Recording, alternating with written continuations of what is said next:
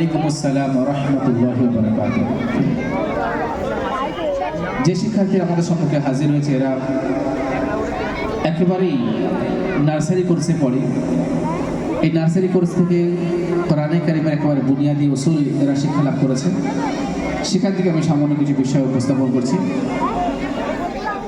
আলিফ মাদ্দা কাকে বলে? জবরের বাম পাশে কালি আলিফ বলে, আলিফ মাদ্দা হবে।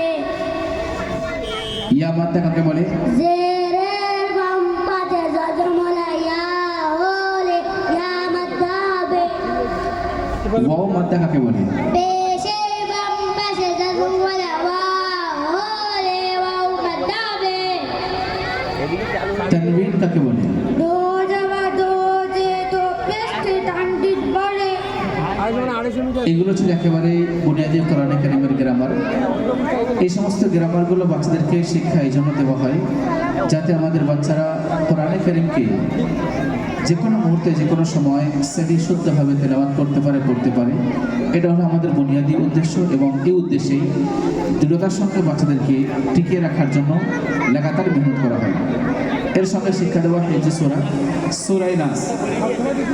সূরা নাস বিসমিল্লাহির রহমানির রহিম। কুল আউযু বিরাব্বিন নাস, মালিকিন নাস, ইলাহিন নাস, ওয়াসওয়াসিল মিন শাররি ওয়াসওয়াসিল খান্নাস, আল্লাযী ইউওয়াসবিসু ফি সুদুরিন নাস মিনাল জিন্নাতি ওয়ান নাস। সূরা নাস কোথায় অবতীর্ণ হয়েছে?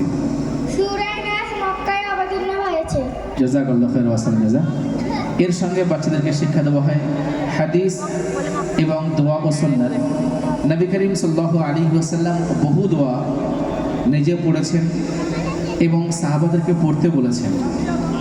অনেক হাদিসের মধ্যে আছে সাহাবারা বলেন যে নবী করিম সাল্লাল্লাহু আলাইহি ওয়াসাল্লাম আমাদের হাত ধরে ধরে তিনি বলতেন যে এই দোয়াগুলো তোমরা পড়ো।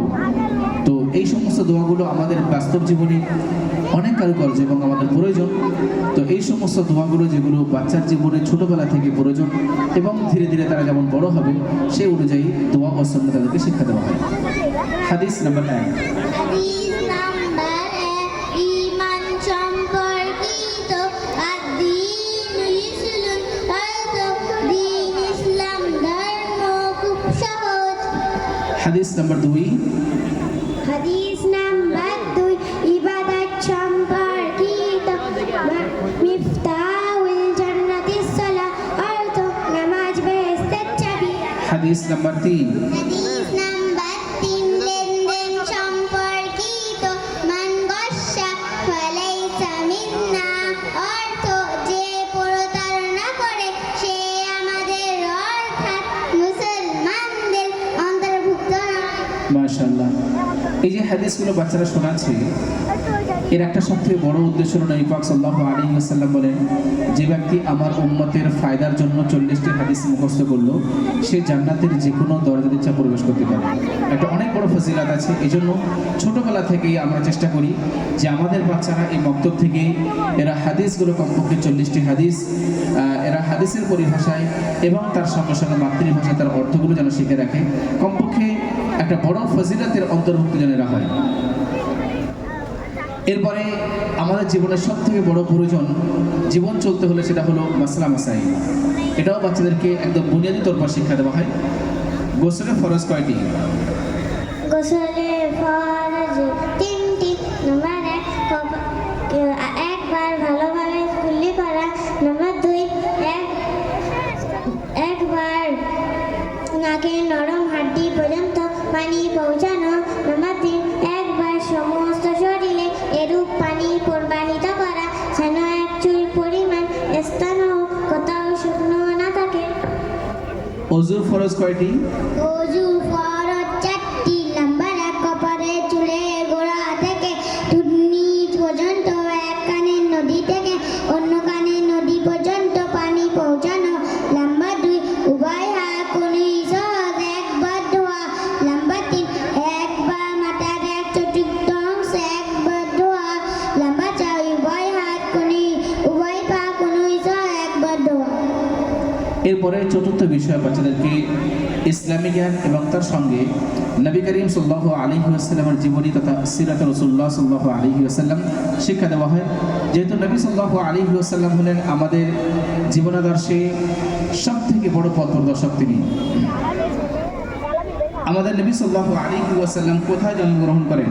আমাদের নবী সাল্লাল্লাহু আলাইহি ওয়াসাল্লাম মক্কার হইতে জন্মগ্রহণ করেছিলেন। আমাদের নবী সাল্লাল্লাহু আলাইহি ওয়াসাল্লামকে আরবের লোকেরা কি বলে ডাকতো? সাদিক, সত্যবাদী এবং আল আমিন আমানতদার বলে ডাকতো। সর্বশেষ নবীকে হযরত মুহাম্মদ সাল্লাল্লাহু আলাইহি ওয়াসাল্লাম। জাযাকাল্লাহু খায়র ওয়া আহসানা জাযা। খুব সুন্দরভাবে বাচ্চারা বিষয়টা উপস্থাপন করেছে।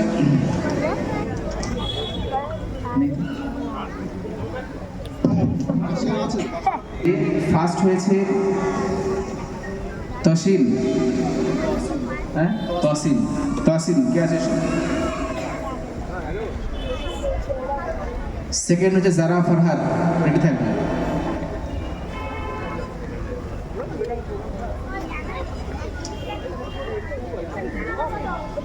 জাযাকাল্লাহু খাইরা। থার্ড হয়েছে জাযাকাল্লাহু খাইরা। আয়াজ খাতুন, আয়জা খাতুন, সরি আয়জা খাতুন। জাযাকাল্লাহু খাইরা।